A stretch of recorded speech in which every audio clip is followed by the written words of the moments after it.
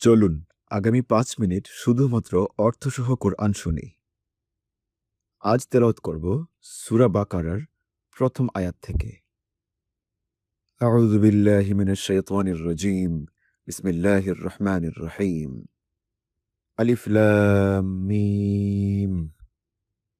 এ সেই কিতাব যাতে কোনোই সন্দেহ নেই, পথ প্রদর্শনকারী পরহেজগারদের জন্য, যারা অদেখা বিষয়ের উপর বিশ্বাস স্থাপন করে এবং নামাজ প্রতিষ্ঠা করে, আর আমি তাদেরকে যে রুজি দান করেছি তা থেকে ব্যয় করে, এবং যারা বিশ্বাস স্থাপন করেছে সেসব বিষয়ের উপর যা কিছু তোমার প্রতি অবতীর্ণ হয়েছে, এবং সেসব বিষয়ের উপর যা তোমার পূর্ববর্তীদের প্রতি অবতীর্ণ হয়েছে, আর আখেরাতকে যারা নিশ্চিত বলে বিশ্বাস করে, তারাই নিজেদের পালনকর্তার পক্ষ থেকে সুপথ প্রাপ্ত, আর তারাই যথার্থ সফলকাম। নিশ্চিতই যারা কাফের হয়েছে তাদেরকে আপনি ভয় প্রদর্শন করুন আর নাই করুন, তাতে কিছুই আসে যায় না, তারা ঈমান আনবে না। আল্লাহ তাদের অন্তঃকরণ এবং তাদের কানসমূহ বন্ধ করে দিয়েছেন, আর তাদের চোখসমূহ পর্দায় ঢেকে দিয়েছেন, আর তাদের জন্য রয়েছে কঠোর শাস্তি। আর মানুষের মধ্যে কিছু লোক এমন রয়েছে যারা বলে, আমরা আল্লাহ ও পরকালের প্রতি ঈমান এনেছি, অথচ আদৌ তারা ঈমানদার নয়। তারা আল্লাহ এবং ঈমানদারগণকে ধোঁকা দেয়, অথচ এতে তারা নিজেদেরকে ছাড়া অন্য কাউকে ধোঁকা দেয় না, অথচ তারা তা অনুভব করতে পারে না। তাদের অন্তঃকরণ ব্যাধিগ্রস্ত, আর আল্লাহ তাদের ব্যাধি আরও বাড়িয়ে দিয়েছেন। বস্তুত তাদের জন্য নির্ধারিত রয়েছে ভয়াবহ আযাব, তাদের মিথ্যাচারের দরুন।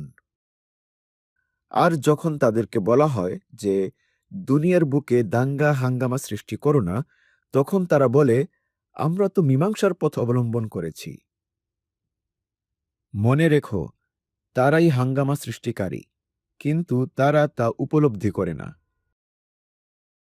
আর যখন তাদেরকে বলা হয়, অন্যান্যরা যেভাবে ঈমান এনেছে তোমরাও সেভাবে ঈমান আনো, তখন তারা বলে, আমরাও কি ঈমান আনব বোকাদেরই মতো? মনে রেখো, প্রকৃতপক্ষে তারাই বোকা, কিন্তু তারা তা বোঝে না। আর তারা যখন ঈমানদারদের সাথে মিশে তখন বলে, আমরা ঈমান এনেছি।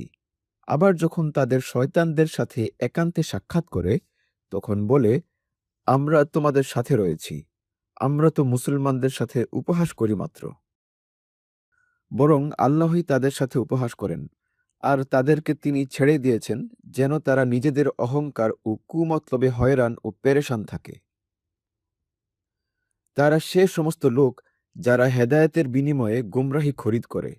বস্তুত তারা তাদের এ ব্যবসায় লাভবান হতে পারেনি, এবং তারা হেদায়েতও লাভ করতে পারেনি। তাদের অবস্থা সে ব্যক্তির মতো যে লোক কোথাও আগুন জ্বালালো এবং তার চারদিককার সব কিছুকে যখন আগুন স্পষ্ট করে তুলল, ঠিক এমনি সময় আল্লাহ তার চারদিকের আলোকে উঠিয়ে নিলেন এবং তাদেরকে অন্ধকারে ছেড়ে দিলেন, ফলে তারা কিছুই দেখতে পায় না।